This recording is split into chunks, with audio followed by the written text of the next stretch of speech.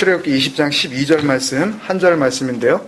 같이 찾으셔서 우리 같이 한 목소리로 읽겠습니다. 출애굽기 20장 12절 말씀 찾으셨죠? 시작. 내 부모를 공경하라. 그리하면 내 하나님 여호와가 내게 준 땅에서 내 생명이 길리라. 아멘. 그 제목을 성전과 말씀.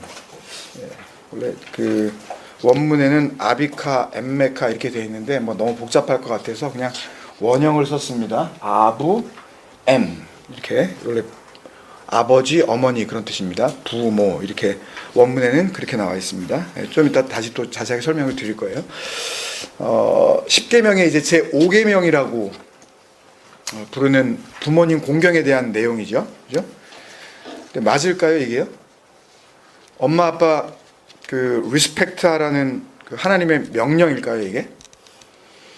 아니면은 조금이라도 그런 내용을 담고 있으면서 동시에 뭔가 그것과는 또 다른 차원의 말씀일까요?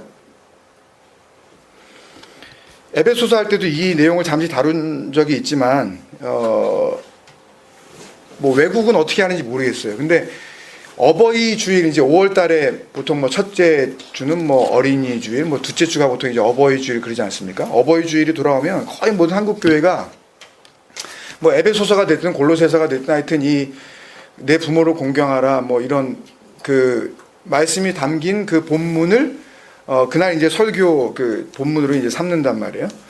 그러고서 뭐라 그러냐면 어버이에게 엄마 아빠한테 효도를 다 하는 것이 뭐라 그래요?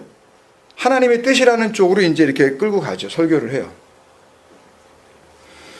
그 영어로는 제가 찾아보니까 효도가 그 filial piety 혹은 filial devotion이라고 이렇게 표현을 했는데 우리말로 다시 쓰면 이게 자식된 도리래네요. 이게 자식된 도리, 효도가 영어로는 뭐 우리말로도 그거죠. 자녀로서의 그 헌신, 그 devotion, 자녀로서의 정성 뭐 그런 뜻이잖아요. 이게요, 효도가. 조금 더 직설적으로 표현하면 obedience to parents가 되겠죠.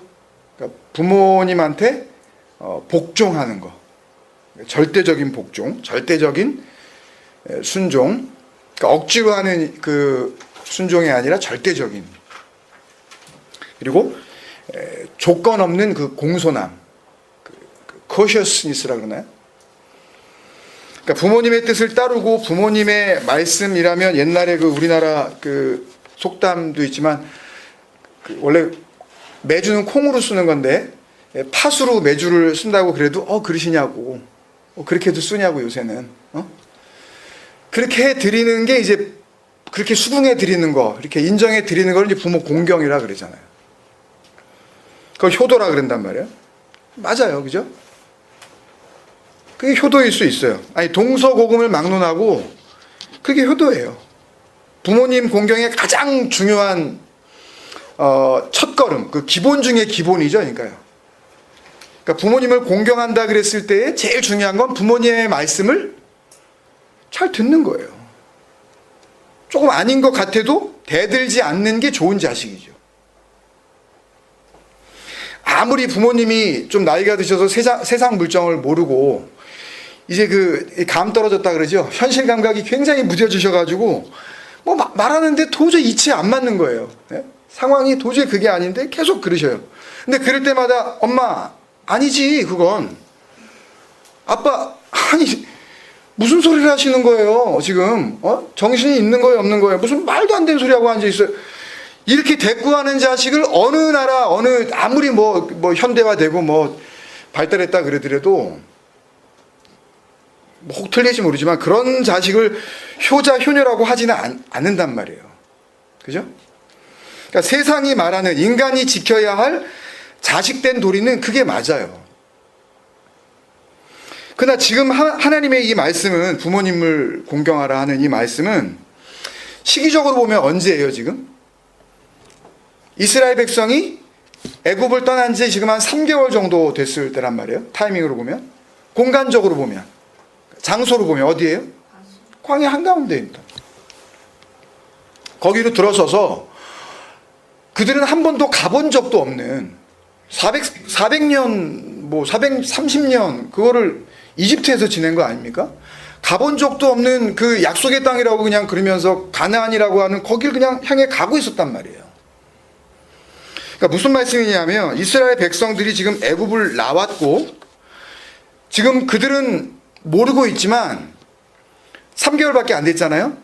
근데 이들은 모르고 있지만 앞으로도 얼마를 더 가야 돼요? 막 그냥 40년으로 우리가 보더라도 39년 9개월을 지금 더 가야 돼요. 거기 살아야 돼요. 거기 광야에서. 거기서 서바이벌 게임을 해야 된다고요. 살아남아야 돼요. 그 물 없는 데서, 풀 한 폭이 없는 데서. 최종 목표는 어디예요? 하나님이 이미 예비해 놓으셨다고 하는 알지 못하는 그 가나안 땅에 들어가는 건데 여기에 필요한 게 뭐예요? 우리가 잘 알고 있다시피 하나님의 말씀을 잘 듣는 거잖아요. 들으라 이스라엘. 응? 너희는 이 말씀을 니네 마음판에 새기고 마음으로 간직하고 그때부터 그 얘기하셨단 말이에요. 에베소서에 와서 얘기하신 게 아니라. 참 답답하죠. 그러니까 그때부터 그 얘기 하셨단 말이에요. 그 은혜를. 그러니까 부모님 말씀을 잘 듣는 게 아니라 하나님 말씀을 잘 듣는 거예요. 그게 핵심이잖아요. 그러니까 그렇게 상황 판단이 안 되냔 말이에요. 목사들이. 성도들이. 그 10계명 아세레트 하데바림 그 10계명이 디브레 하베리트 이 언약의 말씀이라는 의미는 이미 10계명 두 번째 시간에도 우리가 이걸 자세히 나눴지만 이 10계명에 담겨있는 그 말씀이 그 내용이 하나님이 이루시겠다는 언약 10계명은 아세레트 그러니까 디브레 하베리트가 언약의 말씀이 아세레트 하데바림 열 곧 말씀이라고 그러셨으니까 이 10계명의 말씀 안에 담고 있는 그 내용이 하나님이 이루시겠다는 언약으로 이스라엘 가운데에 하나님과 그 이스라엘 백성 사이에 세워지면 카라티 이게 신약 성경으로 오면은 히스테미가 되는 겁니다. 그러니까 약속이 세워진다는 이야기는 이 카라티라는 이야기는 죽이는 거예요. 이게요. 갈라버리는 겁니다. 그냥 배를. 약속만 남고 쌍방이 목숨을 내놓는 게 카라티예요. 약속이 세워지다. 그러니까 약속의 기둥이 세워지니까 죽잖아요. 누군가가. 예? 그리고 그게 진리인지 알면 그들을 또 죽었다 그러잖아요. 그리고 죽었다고 그러는 동시에 그게 살았다 그러는 거 아닙니까? 부활. 아나히스테미. 위로 세우시다. 그러니까 세워진다는 이야기는 그냥 뭐 약속을 우리가 세웠어, 뭐 정했어 그런 단순한 의미가 아니라 그 약속 하나 놓고 쌍방이 목숨을 내놓는 거예요. 약속만 남고 죽는 거예요. 서로 죽는 거예요. 그게 약속이 세워지는 거예요. 그러면 어떻게 되겠어요? 더 이상 섬겨야 할 신도 없고 섬김을 받아야 할 그 섬기는 일을 해야 할 그 죄 많은 인간들도 없는 상태.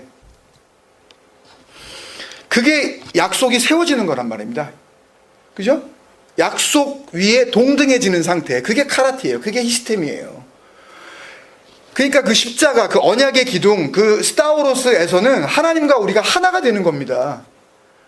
단순히 죄를 용서해 주셨다는 어떤 그런 내가 참 죽일 놈인데 나 같은 인간을 갖다가 어떻게 하늘나라 보내주신데 그런 어떤 참 유치원 같은 그런 얘기가 아니란 말이에요, 이게.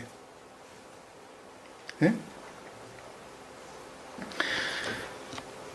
이스라엘 가운데에 그러니까 하나님과 그 이스라엘 사이에 그러니까 오늘날로 하면은 영적인 이스라엘인 저와 여러분과 그 하나님 사이에 언약이 세워지는 겁니다. 그러니까 우리 이걸 바로 대입을 시켜야 돼요. 구원 받은 나. 그러니까 우리가 그 하나님과 우리 사이에 그 카라티 약속이 세워지면 그 십계명이 그 언약의 말씀이 세워지면 그러면 안식이 오는 거예요. 세워지면 그걸 안식이라 그래요. 완성. 그래서 주님께서 다 이루었다 그러시는 거예요. 하나님도 7일째에 6일 동안 일하시고 7일째에 다 이루었다 그러시는 거예요. 완성이라 그러시는 거예요. 그게 뭐예요? 구원이에요. 그게. 그걸 영생을 얻었다 그렇게 말씀하시는 거라고요. 하나님이. 그러니까 말로만 그런 표현을 하는 게 아니라 영생에 들어간 거라니까요. 그게요. 그러니까 하나님도 나에게서 그 약속 앞에 죽고 나도 그 약속의 내용이 뭔지 알고 나도 그 하나님 앞에 죽는 거예요. 그리고 약속만 사는 거라니까요. 그러면 그 약속 위에 같이 서는 거예요. 그 약속의 주인이신 그리스도로. 예수는 죽고 그리스도로 돌아오시잖아요. 보혜사 성령은 오신다 그랬잖아요. 진리의 영. 그래서 우리가 출애굽기 34장 27절에서 언약을 세웠다 그러실 때 그 말을 한번 우리가 살펴봤었잖아요. 뭐라 그러셨어요? 출애굽기 34장 27절에 보면 여호와께서 모세에게 이르시되 너는 이 말들을 기록하라. 이게 지금 그 돌판에다 지금 새기는 거 아니에요? 첫 번째. 그리고 나서 내가 이 말들의 뜻대로 너와 이스라엘과 언약을 세웠음이라. 그러니까 내가 이거 기록된 대로가 아니라 이 말들의 뜻대로 이거 했었잖아요. 그죠? 그 히브리 단어 피라는 페라는 단어. 이 말들의 뜻대로 알피, 하데바림, 하엘레, 카라티가 여기 나오는 건데요. 세웠다. 그 피가 그렇게 설명을 해드렸죠. 그러니까 보이는 글자 그 안에 내면의 의미라고 말씀을 드린 거 기억나시나요? 그러니까 이 말들의 뜻대로 언약을 세우는 거라고 그러셨다는 그 말씀은 그 히브리어 피라는 단어를 영어 단어 테너라고 제가 설명을 해드렸잖아요. 그러니까 소프라노, 알토, 베이스, 테너 할 때 그 똑같은 테너인데 그 테너가 좀 목소리 높은 남자를 의미하는 게 아니라 취지. 그 말 표면에 흐르는 어떤 그 껍데기가 아닌 보여지는 것으로는 알 수 없는 그 안에 담겨져 있는 아버지의 마음. 그게 피였단 말입니다. 그게. 그래서 히브리 알파벳 페, 요드라 그래서 페는 진리를 가르치시는 입, 그리고 요드는 진리 안에 머물게 하시는 순종, 그러니까 순종이 되게 하시는 하나님의 손, 그런 뜻이라고 말씀을 드렸어요. 그래서 이 말들의 뜻대로 언약을 세우시는 거라고 말씀을 하셨단 말이에요.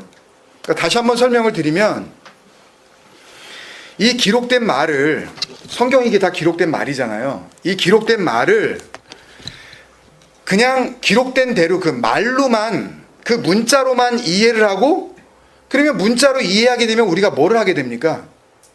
적용을 하게 되잖아요.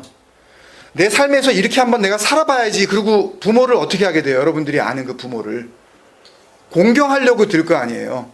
그리고서는 그게 뭐라고 생각을 해요?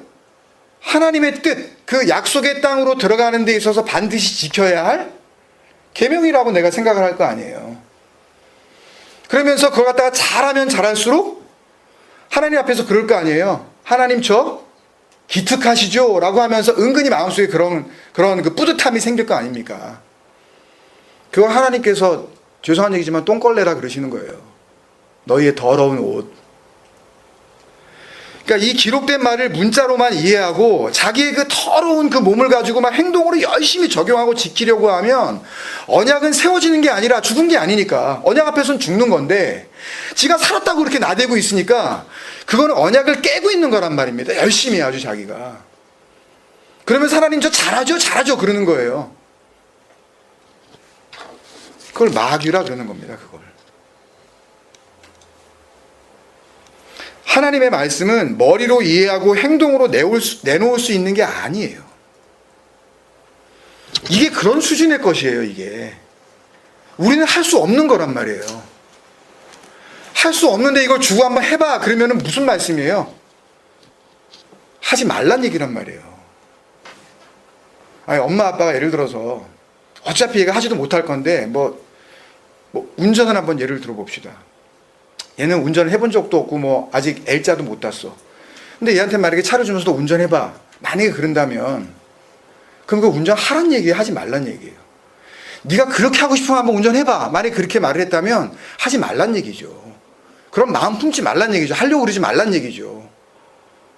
라이센스 따고 하란 얘기죠.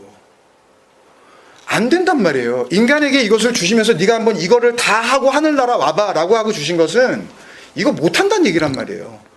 근데 인간들은 이거 잘하는 사람들 박수를 쳐준다니까요. 그리고 자기가 조금 잘하면 뿌듯해한단 말이에요. 만족을 느끼면서. 그 보람 가운데 내가 하나님을 이제는 좀 이 정도로 기특하게 잘 믿네? 그러면서 교회를 이렇게 나서는 발걸음이 가볍단 말이에요. 이제 뿌듯해지고.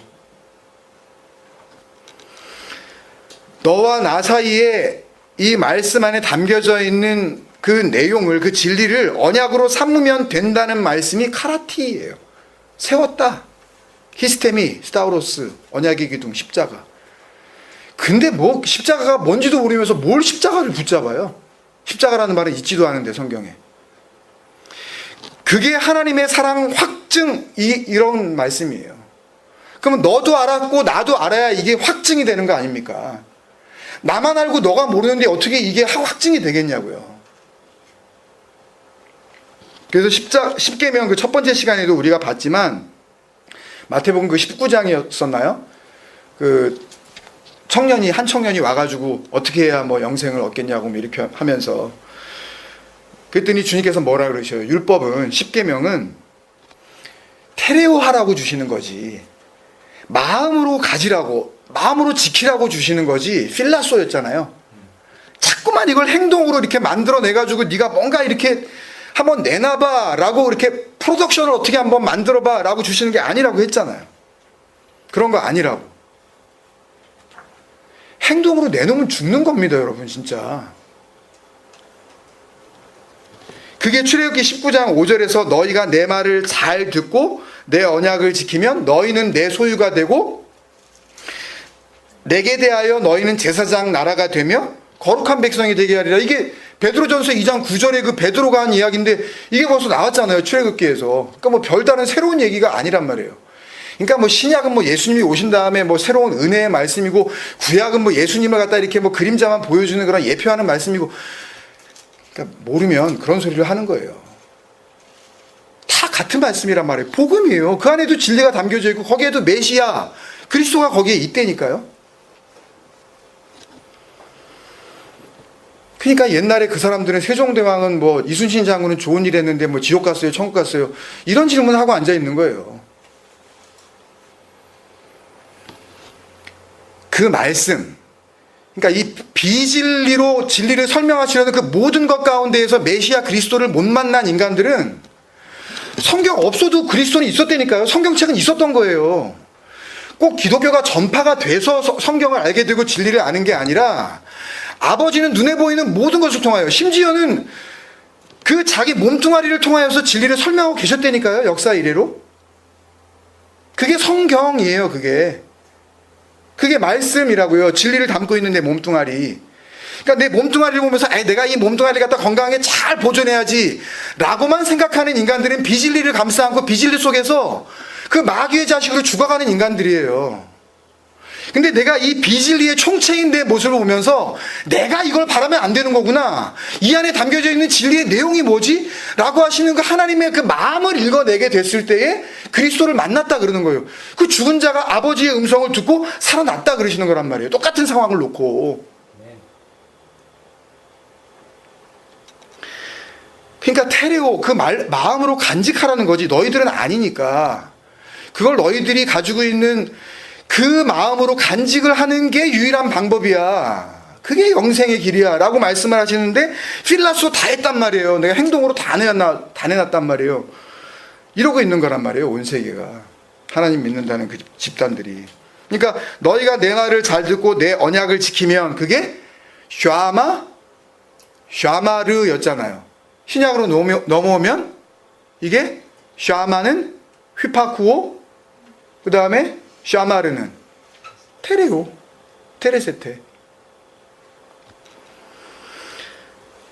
그러니까 이렇게 끊임없이 하나님은 창세기 시작부터 너희가 행동으로 내놓을 수 있는 그런 게 말씀이 아니라고 그러시는데, 그걸 가지고 인간들은 육적 부모를 잘 모시라고 해석을 하고 설교를 해버리면 독약을 주는 거 아니냔 말씀이에요. 먹고 죽으라고 그냥.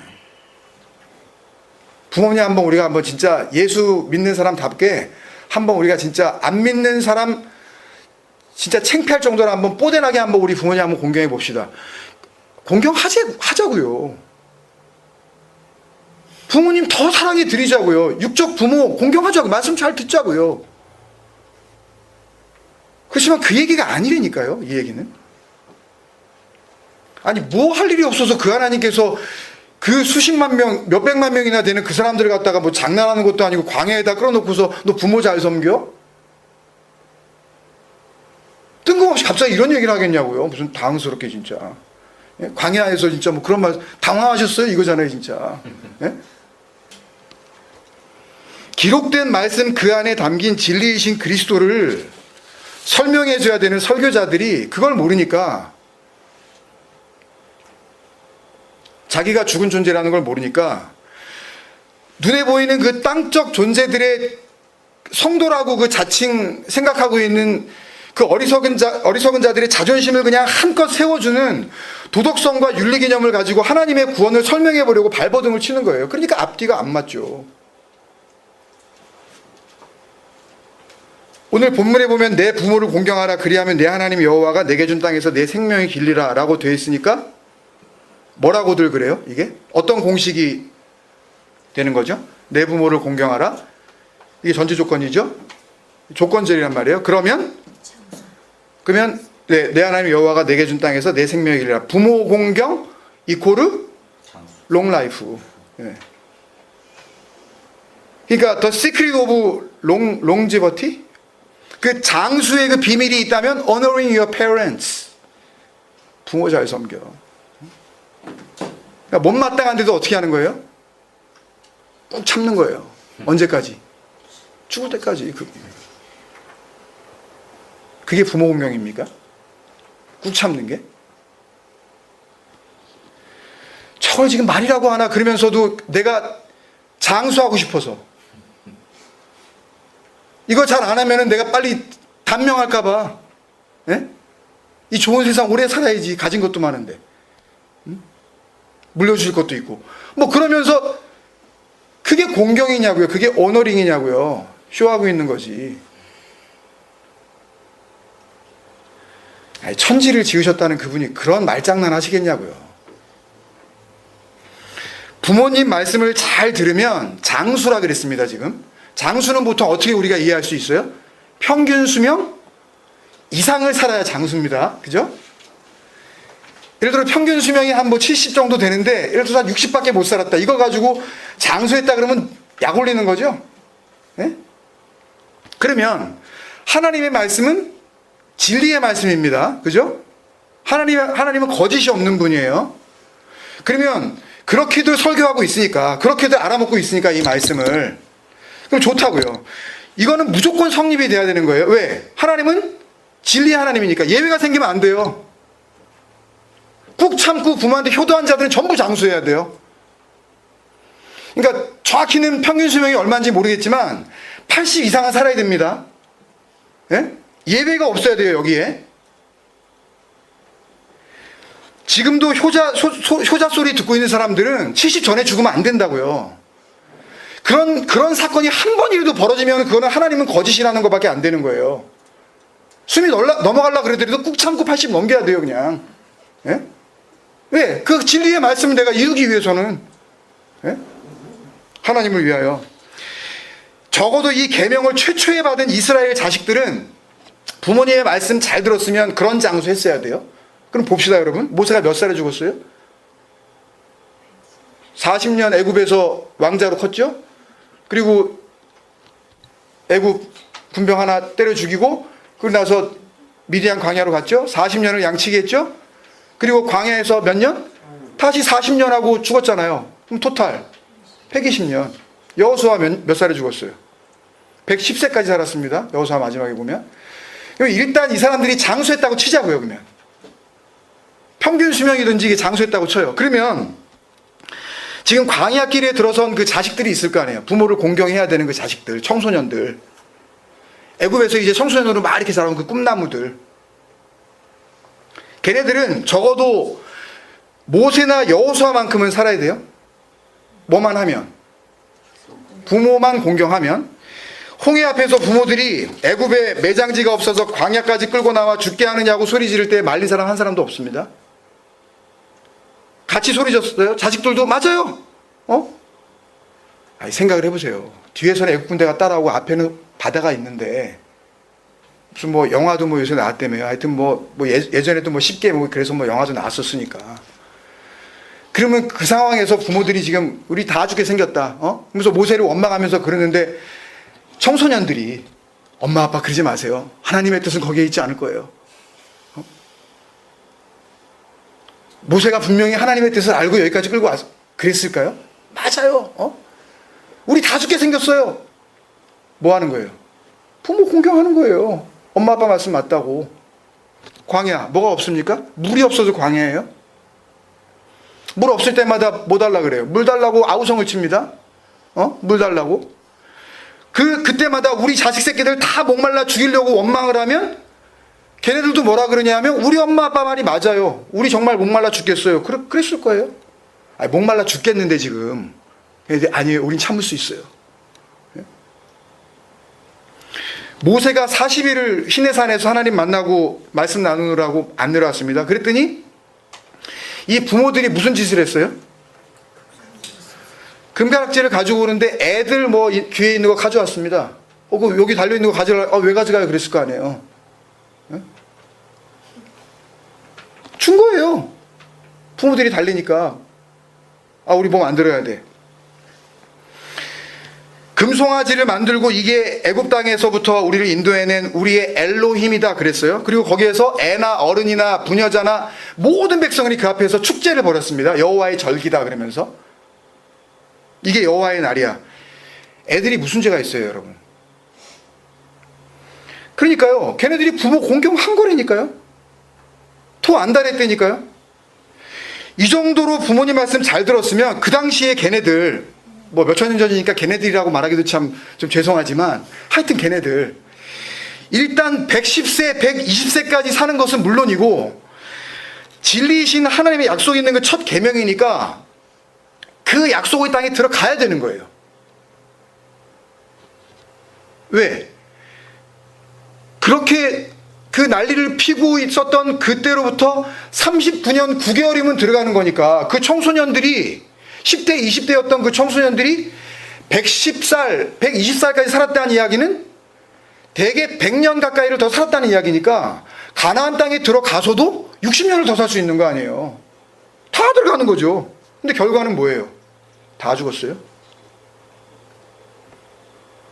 여분네 아들 갈렙, 눈의 아들 여호수아 빼고 다 죽었어요. 40년 광야 지나서 20세 이상으로는 한 명도 못 들어간다 이야기를 40년이 끝나는 그 마지막 가나안 땅을 눈앞에 보고 있는 그 요단강에서 정탐꾼을 보내고 말고 하는 그 상황에서 하신 말씀이란 말이에요. 한 명도 못 들어간다. 20세 이상으로는. 다 죽인다 내가. 금송아지 사건이 있을 때에 살아있었던 모든 자들은 당연히 포함되는 거죠. 엄마 아빠 말씀 잘 들었었던 부모 공경했던 걔네들.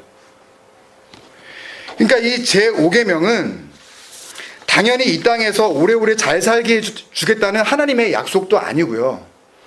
남보다 수명을 갖다가 연장을 시켜줘가지고 그렇게 장수했다는 그런 소리 들을 수 있는 그런 복을 주시겠다는 것도 아니고 우리가 지금 부모님이라고 부르는 나를 아기로 낳아준 그 분들에 대한 윤리 도덕적 태도에 관심을 무척이나 보이시는 하나님의 얘기도 아니란 말씀입니다. 클리어해지세요? 그러니까 그런 말씀을 가지고 어버이 주일 뭐 이런 설교하고 그러면요, 진짜 성도들이 이 진리를 알면 나중에 목사님 내려오시면 그런 거 하지 마시라 그래야 돼요. 몇 사람이나 더 죽일 거냐고 그 진리의 말씀을 가지고. 나는 알았으니까 됐어 그냥. 그래가지고 괜히 내가 뭐 또 더러운 꼴 보면 어떡해. 그러면서 나 혼자 살려고 그러지 말고 그 진리를 전해야 되는 그 책임을 지고 있는 그들에게 한마디 안 해줘야 되겠냐고요. 그러지 말라고 제발 진짜. 어떻게 그걸로 우리가 영생의 구원의 복음의 진리의 은혜의 그리스도를 어떻게 우리가 만날 수가 있겠냐고. 그게 교회냐고요, 그게요. 그게 뭔 공동체냐고요, 그게. 죽음의 길로 치닫고 있는 정말 사망의 열차지, 그게. 그렇게 해서 10,000명, 20,000명, 100,000명, 100만 명이 모이면 그걸 부흥이라고 하냐고요, 그걸요. 그걸 지옥이라고 그런 겁니다. 땅적 존재들이 옥에 갇혀서 이렇게 다 모여있는 그런 곳. 그러니까 결론의 말씀으로 정리를 하면 이렇습니다. 먼저 내 부모라고 이렇게 그냥 확 합쳐가지고 이렇게 해석을 해버린 히브리어 단어 아부, 그게 부, 아버지입니다. 그리고 그 어머니인데 그걸 갖다 모, 이렇게 해서 그냥 부모라고 이렇게 그 해석을 해버렸는데, 원래 히브리어 단어에 나를 낳아준 육적 부모를 사용할 때는 호림이라는 단어를 써요. 이건 제가 자막을 안 만들었는데, 잉태하다, 아기를 낳다, 임신을 하다라는 의미의 동사 하라에서 온 호리임이라는 그 명사, 복수 명사를 써서 그거를 육적 부모라 그럽니다. 그러니까 이거를 썼어야 돼요, 차라리. 호리임을 공경하라고 그러려면. 근데 여기서 아부, 이라 그러셨단 말이에요. 이걸 알아야 돼요.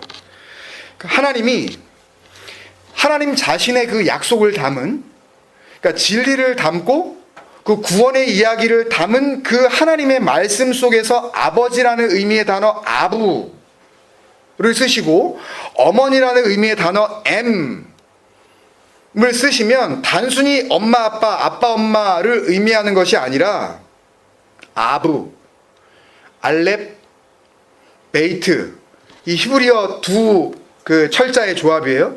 알레프는 뭐 여러 가지로 길게 설명을 드릴 수 있지만 하나님, 입을 열어 가르치신 하나님이라는 그런 뜻입니다. 여러 번 설명을 드렸으니까. 알레프는 하나님을 의미해요. A. 그리고 베이트는 우리가 베레시트 할 때 그 배에서 배웠지만 뭐뭐 아내라는 뜻을 가지고 있는 집이라는 뜻이라고요. 그러니까 아버지 아내, 아버지의 집, 그 하나님이 거하시는 그 처소, 그걸 뭐라 그래요? 성경이 성전 그러잖아요. 성전. 그러니까 아부라고 쓰고 알렙 베이트라고 쓰고 아부라고 읽고 아버지라고 이해를 해요. 그러나 그 안에 담겨져 있는 내용이 아버지의 집이라는 것을 다 알고 있어요.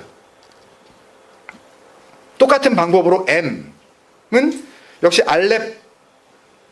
알렙에다가 맴을 쓰는데요. 맴은 원래 그 진리의 의미를 담고 있는 물입니다. 하나님께서 진리로 흘려주시는 물이라는 거예요. 그러니까 말씀 안에 담겨져 있는 진리, 로고스 속에 담겨진 흐레마, 이겁니다. 이거는 로고스예요. 예수를 로고스라고 하는 이유가 껍데기로 오셨다는 이야기예요. 로고스 안에 흐레마, 흘려주시는 그 진리의 말씀이 담겨져 있는 거예요. 그걸 물이라 그런단 말이에요. 그러니까 하나님의 물, 진리로 흘려주시는 위의 말, 그게 맴입니다. 그러니까 알레프 맴, 그러면 하나님의 말씀, 진리이신 말씀, 그런 뜻이에요. 그걸 M이라고 읽고 어머니로 이해를 해요. 그리고 공경하라는 말씀은 카바드 혹은 카베드라고 이렇게 발음을 하는데, 그 공경하라고 하는 그 단어는 원래 영광스럽게 여기다. 그러니까 어떤 것에 대해서 이거 참 영광스럽다. 영광은 뭐죠? 예? 그 독사가 뭐예요? 독사가 뭐예요? 독사예요? 하나님의 뜻이 눈에 보이게 나타난 걸 독사라 그래요. 그게 뭐예요? 대표적인 예가 예수. 예. 그리스도는 안 보이는 거란 말입니다. 진리는 보이지 않는 거예요. 진리는 담는 거예요. 보배예요. 근데 질그릇으로 오셨단 말이에요. 보이는 걸로 오셨어요. 몸뚱아리를 입고. 그걸 뭐라 그래요? 독사라 그래요. 영광이 나타났다, 이렇게. 근데 그것도 영광으로 봐야 그걸 영광으로 보는 거지. 안 보이는 사람 눈에는 안 보이는 거예요. 그게 카바드예요. 영광스럽게 여기다, 영광을 돌리다, 거룩하게 여기다, 그런 의미예요. 이걸 다 정리하면 이렇게 되겠네요. 그러니까 여기까지 정리하면 하나님의 집, 성전이 되겠죠. 부, 내 부모할 때 그 부, 그리고 모, 하나님의 물, 흘려주시는 진리, 그 내용, 그 말씀이 되겠죠. 그 성전과 그 말씀을 카바드, 카베드, 어떻게 해요? 그거를 거룩하게 여겨라, 그런 뜻이에요. 거기에 영광을 돌려라, 그걸 거룩하게 여길 거야, 그런 뜻이라고요. 그게요.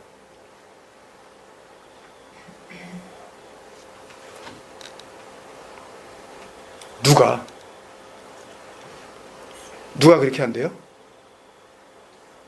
예? 그가. 주어가 빠져 있어요, 여기에요.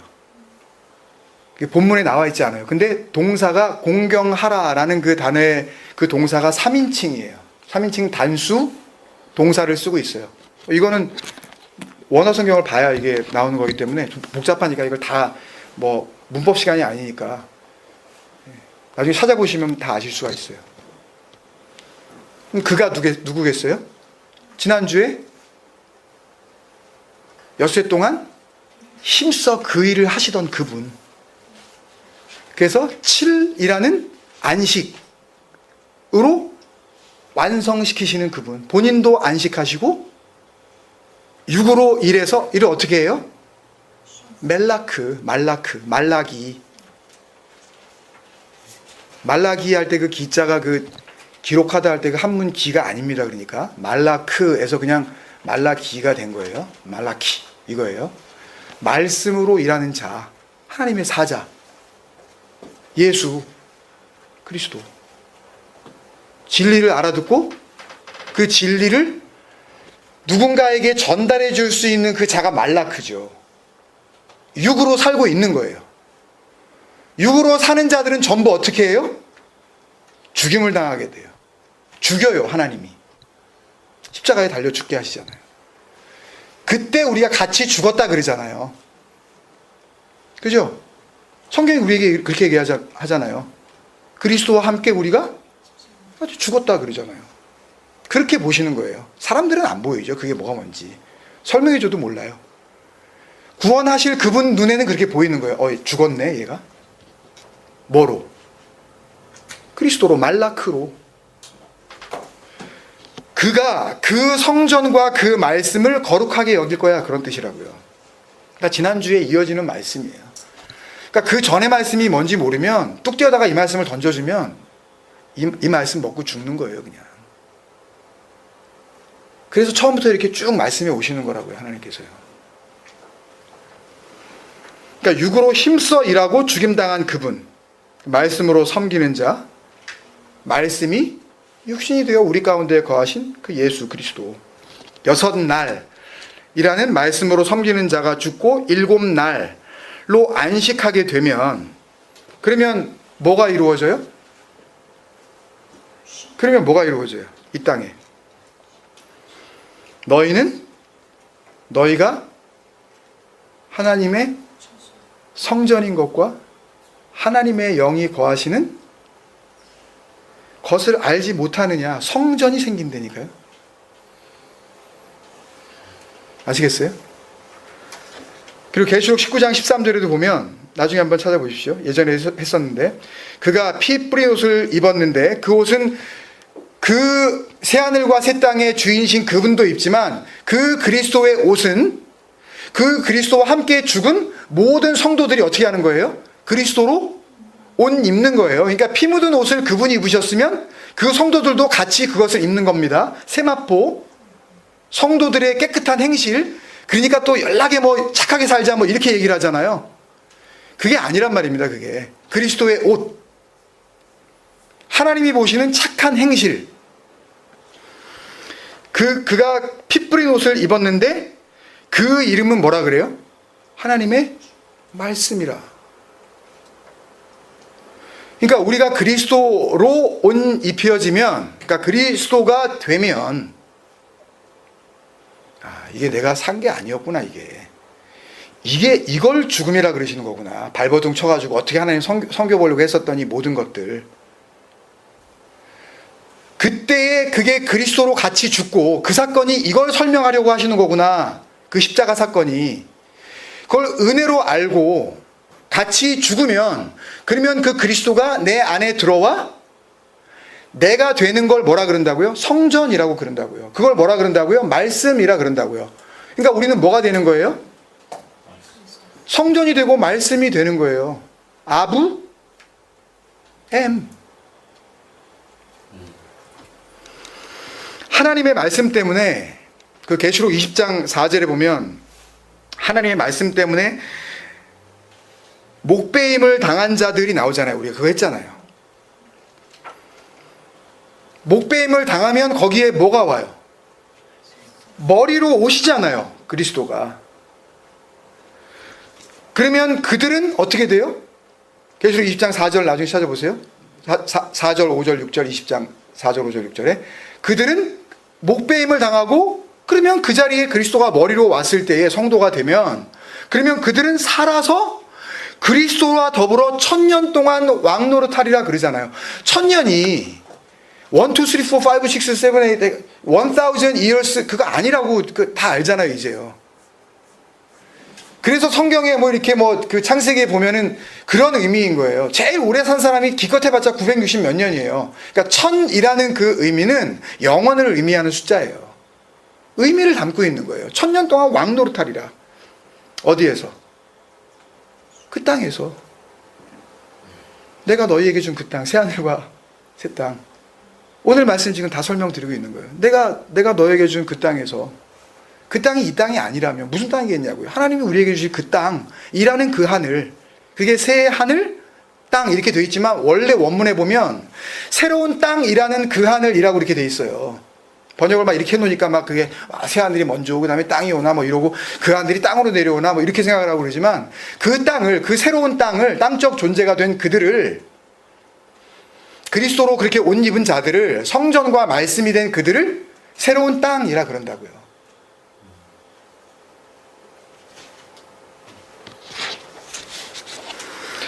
내 하나님 여호와가 내게 준 땅에서 장수하리라.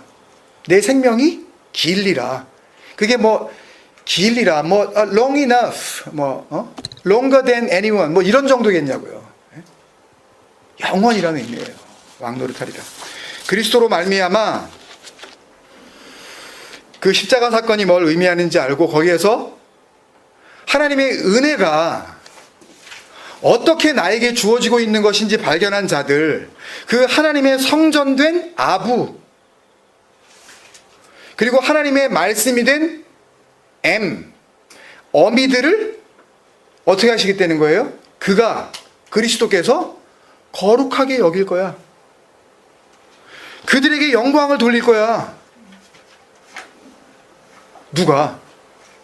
하나님이 그 성전된 우리에게 영광을 돌리시겠다는 거예요. 영광은 하나님이 받으시는 게 아니라 아들에게 돌려지는 겁니다. 영광은요. 그래서 저도 한때 그랬잖아요. 영광의 박수 이렇게 치자고 그러다가, 뭔 박수 우리가. 솔직히 거기에 무슨 영광을 담아요 우리가. 그래서 함부로 못하겠더라고요. 그것도 혹시나 오해하실까 봐. 그래서 그만한 거예요. 그것도요. 아들을 영화롭게 하시는 거라고요. 아들을 그렇게 영광스럽게 하시는 거라고요. 그게 독사조예요. 영화롭게 만들다. 그걸로 그렇게 되면 하나님이 영광 받으셨다 그러는 거예요. 요한복음 8장 54절에 보면 예수께서 대답하시되 내가 내게 영광을 돌리면 내 영광이 아무것도 아니거니와 내게 영광을 돌리시는 이는 내게 영광을 돌리시는 이는 내 아버지가 아들에게 영광 돌리는 거예요. 그러니까 함부로 우리가 하나님을 기쁘시게 한다 자꾸 그러지 마시자고요. 우리가 그런 거 가지고 기뻐하시는 거 아닙니다. 그런 복음 아니에요. 정말 죽으면, 정말 그리스도와 함께 죽으면 그러면 기뻐하시는 거예요. 왜? 아들과 함께 살아서 아들이 되니까. 아들만 기뻐하신다니까요. 또 딸들 오해하지 마세요. 그걸 다 아들이라고 부르시는 겁니다. 그걸 아들, 씨 가진 자, 생명 있는 존재로 말씀하시는 거예요. 내게 영광을 돌리시는 내 아버지시니 곧 너희가 너희 하나님이라 칭하는 그이시니라. 너희는 그를 하나님이라 그러면서 니네가 영광 돌리려고 그렇게 열심히 율법 지키지? 근데 원래는 아버지가 니네한테 영광 돌려야 되는 거야. 그 빛을 너희한테 비춰주셔야 되는 거라고. 그리고 너희는 그 빛을 그냥 받으면 그거를 하나님께서 영광 받으셨다 그러는 거야. 지금 그 얘기를 하시는 거예요, 주님께서요. 그래서 계시록 마지막 장에 그 성전과 그 말씀된 자들이 영광스럽게 되어, 그 에베소서에도 그러잖아요. 그 교회를 하나님께서 영광스러운 교회로 세우신다 이렇게 말씀하시잖아요. 교회는 영광스러운 거예요. 에클레시아는 하나님께서 에클레시아에게 영광을 돌리시는 거라고요. 독사조 하시는 거예요. 봐라, 내 사랑하는 아들들이라, 내 기뻐하는 자라, 그러고 계시는 거라고요. 사람 눈에 안 보이는 겁니다. 우리는 그걸 소망하고 그걸 알아먹고 그걸 기뻐하는 거예요. 그러니까 항상 기뻐하게 되는 거예요. 왜? 하나님께서 항상 계신 분이기 때문에. 사람들은 있다가도 없고, 목사도 여러분들 눈앞에 있다가 없고 그러잖아요. 차라리 일주일에 한 2번 나타나는 것 뿐이잖아요. 네? 동영상으로 보셔봤자 그게 그거고. 그런 걸로 될 일이 아니란 말씀입니다. 계시록 마지막 장에 보면 그 성전과 그 말씀된 자들이 영광스럽게 되어 하나님께서 주시려는 그 땅에서 생명이 길리라고 얘기를 하고 계시는 장면이 나와요. 쭉 읽어야 되지만 집에 가셔서 나중에 요한계시록 22장 1절부터 보시고요. 5절만 보겠습니다. 잘 이해를 하시려면 1절부터 보셔야 되고요. 5절만 우리 같이 한번 찾으셔서 읽겠습니다. 요한계시록 22장 마지막 장이죠. 요한계시록 진리의 완성이고 우리가 구원받은 온전한 자로서의 상태를 설명하시고 있는 거예요. 요한계시록 22장 5절 같이 읽을게요. 시작. 다시 밤이 없겠고 등불과 햇빛이 쓸데없으니 이는 주 하나님이 그들에게 빛이심이라. 그 성도들에게 하나님이 빛이신대요. 독사조 하신대요. 영광을 어떻게 하시는 거예요? 돌리시는 거예요. 거룩하게 하시는 거예요. 근데 왜 자꾸 복음을 알아듣고서 끝까지 나는 죽을 죄인입니다, 그러는 게 뭘 하나님 앞에서 겸손하게 그렇게 나가고 있는 거라고 왜 자꾸 오해를 하시는지 모르겠어요. 정말 은혜를 받으면요, 물론 나는 알아요. 날마다 죽어야 되는 자인 걸. 그렇지만 그 상태로 그냥 끝내지 않는다니까요. 아니, 생각을 해보세요. 나는 날마다 죽어야 돼. 그러면서 어떻게 주 안에서 항상 기뻐하겠냐고요. 오해하시지 마시라니까요, 그걸요. 정말 진리 안에서 그 은혜를 알게 되면 날마다 죽어야 돼 라는 것이 뭔지 알면서도 그 기쁨이 뭔지 알고 누리는 상태로 그렇게 인도함을 받게 돼요. 그 평안, 주님께서 주고 싶다고 하셨던 그 평강. 그러면 어떻게 된대요? 그들이 여기 나오네요. 세세토록 왕노릇하리로다. 어디에서? 하나님이 주신 그 땅, 새로운 땅이라는 그 하늘, 새 하늘과 새 땅에서, 그 땅에서 영원히 거하리로다. 내 생명이 길리로다. 그 이야기를 먼저 하고 계시는 거라고요. 십계명의 5번째 계명이라는 그 말씀 안에서 우리가 지금부터 이미 누리고 살 수 있는 그 새하늘과 새 땅의 그 은혜를 여러분들이 발견하시고 그렇게 사시다가 하나님이 부르실 때 그 기쁨 속에서 그 하나님과 하나 되어지시는 그런 복된 삶 사시기를 주님의 이름으로 축원드립니다. 아멘. 같이 한번 기도하시겠습니다.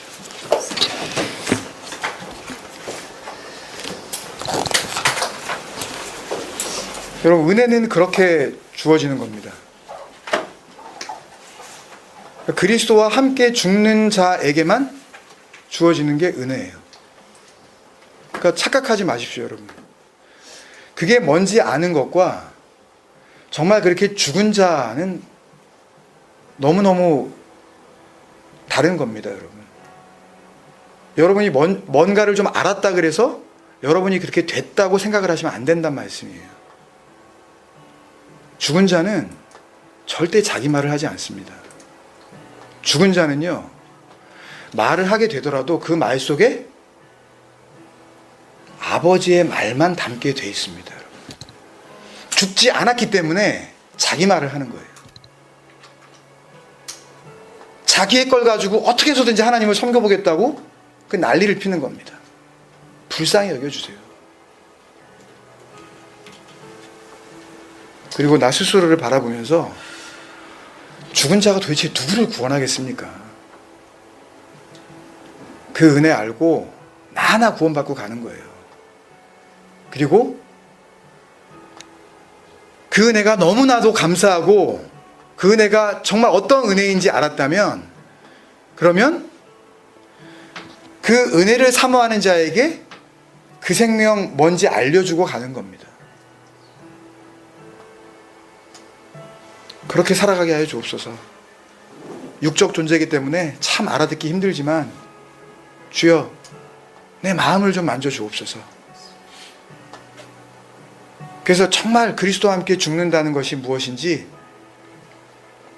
그 영적 체험을 하게 하여 주시옵시고, 그리고 그리스도와 함께 다시 살아나서 이 땅에서 육을 입고 살아가긴 살아가지만 이제는 그리스도로, 성전으로, 말씀으로 하나님께서 영광 돌리시는 그런 거룩한 존재가 되어 살아가게 하여 주옵소서. 여러분들 기도하지 않으시겠습니까? 같이 기도하겠습니다.